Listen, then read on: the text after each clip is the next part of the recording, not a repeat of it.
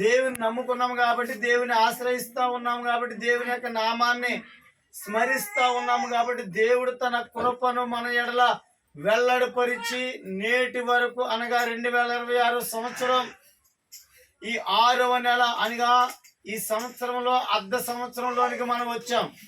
6వ నెల 2వ పునరుద్ధాన ఆరాధనలోనికి మనల్ని దేవుడు తీసుకొచ్చినందుకే మన 2 చేతులు పైగట్టిగా స్తోత్రం చెల్లిందా.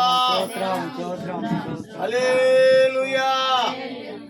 ఈ రోజున చూడక ఆయా రీతిలుగా అనేక మంది మరణిస్తున్న దేవుడు తన కృపను మనలను మృతుల్లో నుంచి లేపింది.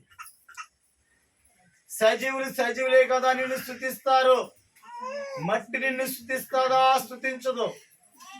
ఆయన బిడ్డలమైన మనము ఆయన్ని మహిమపరిస్తే, ఆయన్ని ఘనపరిస్తే, ఆయన్ని కీర్తిస్తే, ఆయన్ని ఆరాధిస్తే దేవుడు సంతోషించే దేవుడు అంటా ఉన్నాడు.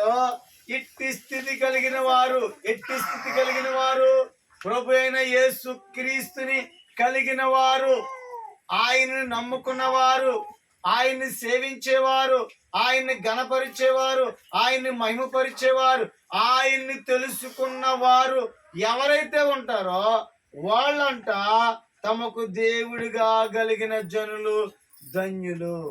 ఆమేన్ చెప్దాం.